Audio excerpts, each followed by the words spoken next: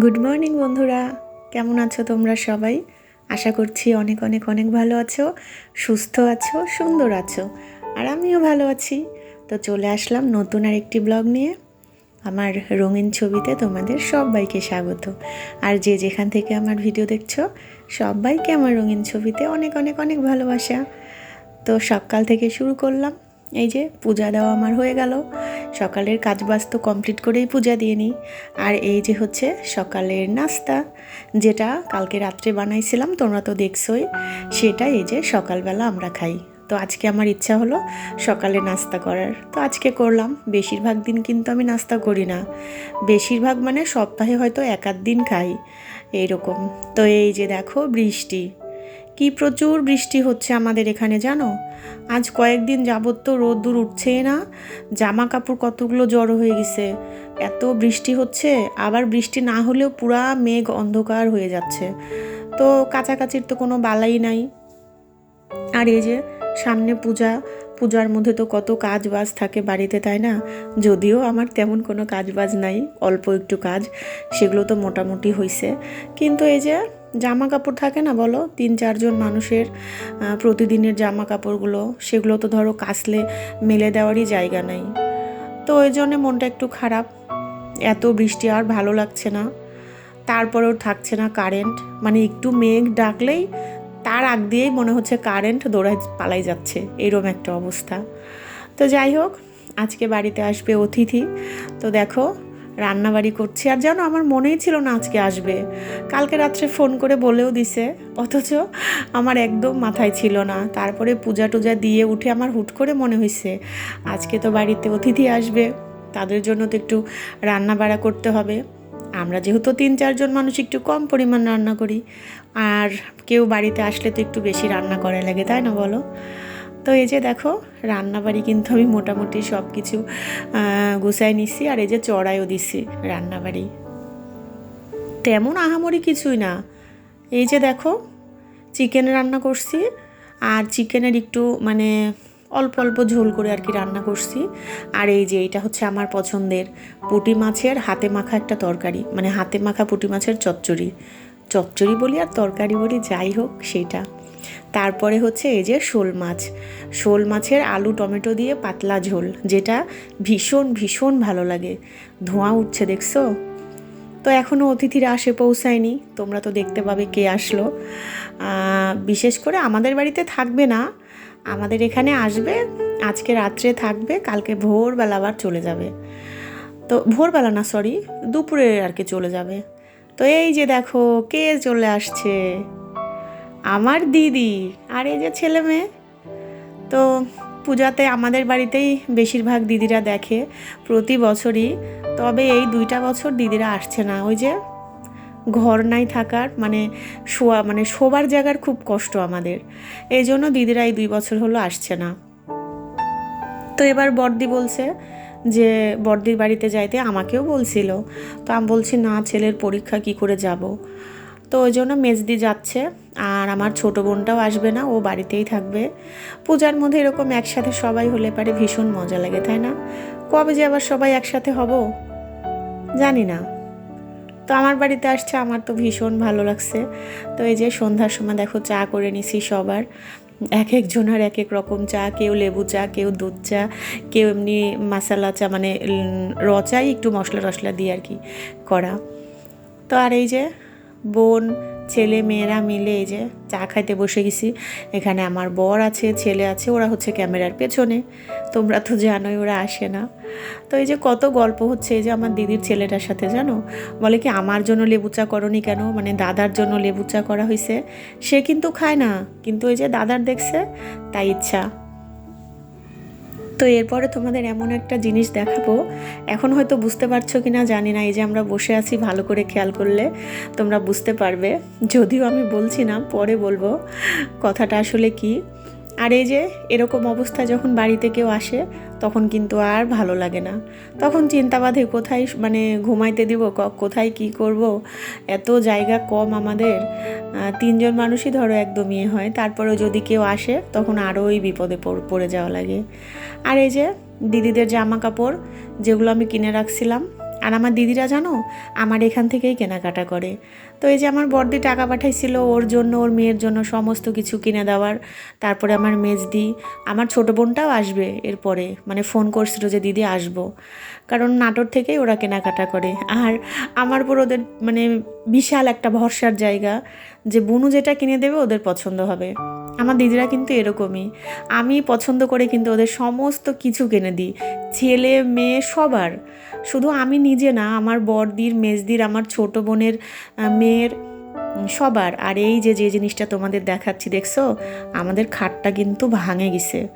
এই পূজার আগে এরকম একটা অবস্থা হবে ভাবতেই পারিনি জানো। তো এখন একদম মিস্ত্রি পাওয়া যাচ্ছে না, জানি না পূজার মধ্যে কমপ্লিট মানে সারতে পারবো কি না তাও জানি না, এই জন্যে মনটা একটু ভীষণ খারাপ। তো এই যে দেখাচ্ছি শাড়িগুলো যেহেতু দিয়ে দিব, এটা হচ্ছে আমার বড়দির শাড়ি। শাড়িটা কেমন হয়েছে অবশ্যই জানাবে, ঠিক আছে? তো দিদি অনেক আগে টাকা পাঠাই দিছিল, আমি কী করি জানো, ওই টুকটুক করে কিনে রাখে দিই। আর এই যে এটা একটা হচ্ছে বাটিকের, মানে সিল্ক বাটিক আর কি, ভীষণ সুন্দর কালার আর এত সফট কি বলবো। তো আমার দিদির ভীষণ পছন্দ, আমি কিনে কিনে আবার ফোন দিয়ে দেখাই যে কেমন হয়েছে। তো দিদির তো ভীষণ পছন্দ, ওদের বাড়ির লোকও খুব পছন্দ করছে, মানে সবাই। আর এই যে হচ্ছে আমার ছেলের, আমার ছেলে আর কি, আমার দিদির ছেলের সব জামা কাপড় পূজার আর কি, পূজা উপলক্ষে যেগুলো কেনা হয়েছিল, দিদি বলছিল কিনতে সেগুলো। তারপরে এই যে আমার মেজদির শাড়ি, যেটা আমার বড়দি দিদিকে গিফট করছে, এই শাড়িটাও ভীষণ সুন্দর।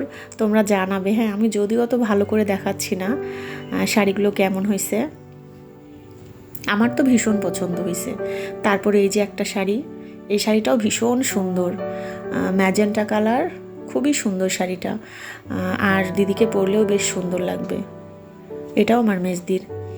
তো এই যে কেনাকাটা যাই হোক, তারপরে হচ্ছে আমার দুই ভাগ্নির জন্য একই রকম শাড়ি কেনা হয়েছে। তো মানে ওরা যেহেতু বড়, অষ্টমীর অঞ্জলি দেবে, তো ওদের জন্য দেখো এই যে লাল সাদা শাড়ি, আমার তো ভীষণ পছন্দ হয়েছে। পরে আমি যার কাছ থেকে কিনি ওই দাদার কাছে আর ছিল না, পরে আমি বলছিলাম দাদা আসলে পারে কিন্তু আমার জন্য একটা রাখবে, তো আমার জন্য একটা রাখে দিছিল, পরে কিন্তু আমি যাইবার নিয়ে আসছি। দশমীর দিন পরলে ভীষণ ভালো লাগবে তাই না বলো? আমি যদি পড়ি, যদি মানে পড়া হয় আর কি দশমীতে, তো তোমাদের অবশ্যই দেখাবো শাড়িটা, ঠিক আছে? তো বোনেরা মিলে আর কি গল্প হচ্ছে। আর এদিকে সেই দিন যে মিষ্টি বানাইছিলাম, ভিডিও তো দেখছে আমার হচ্ছে দিদির মেয়েটা, তো ও বলছে মাসি আমি কিন্তু ওই মিষ্টি খাবো, আমাকে বানাই দিবে। তখন ভাবলাম মেয়েটা কালকে চলে যাবে, তো মিষ্টিটা বানাই দিই। তো এই যে দুধটা ছানা করে নিলাম, আর ভিনেগার দিয়ে করলেও হয়, আবার লেবু দিয়ে করলেও হয় ছানা। তো আমার ভিনেগার ছিল, আমি ওইটা দিয়েই করে নিলাম। দেখো কত সুন্দর হয়েছে না? আর আমি ভিনেগার দেওয়ার পরে কিন্তু চুলা বন্ধ করে দিই, তাছাড়া ছানাগুলো কেমন একটা ছোবড়া ছোবড়া শক্ত হয়।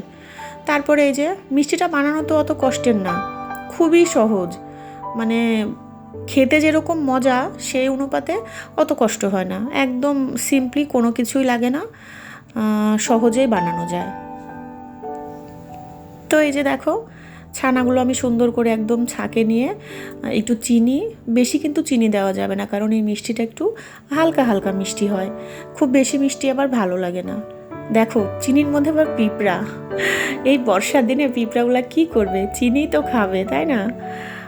তো এই যে হাত দিয়ে একটু মাখাই নিচ্ছি, আর এভাবে মাখাতে হবে, কিন্তু অনেক মাখানো যাবে না, অনেক মাখালে পারে সন্দেশের যে তোমার দানাগুলো ওগুলো একটু কমে যায়, একটু মোটা মোটা দানা বেশি ভালো লাগে।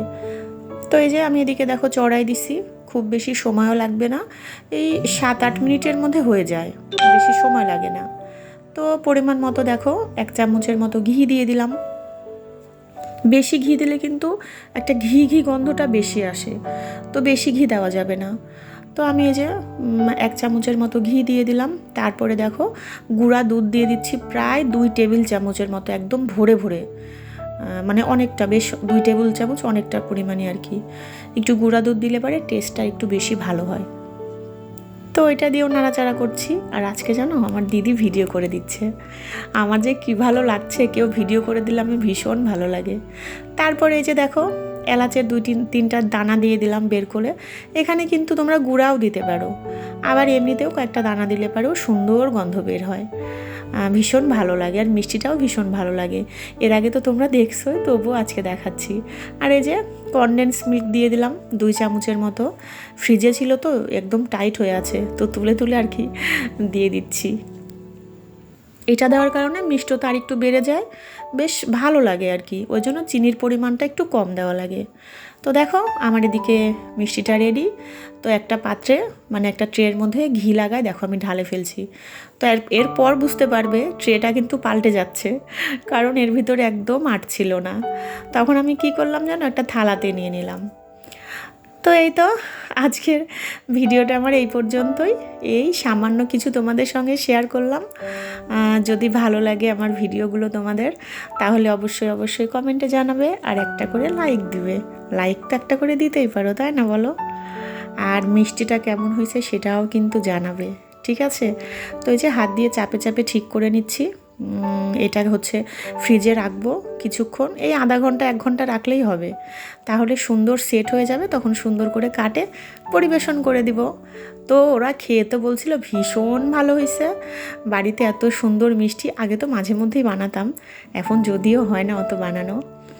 তো ঠিক আছে বন্ধুরা, এই তো আমার মিষ্টিও রেডি। আর ভিডিওটা এখন এখানেই শেষ করছি। তোমরা সবাই খুব খুব খুব ভালো থেকো, সুস্থ থেকো। দেখা হবে নতুন ভিডিওতে। সামনে পুজো আসছে, সবাই ভালোভাবে পুজো কাটাও, ঠিক আছে?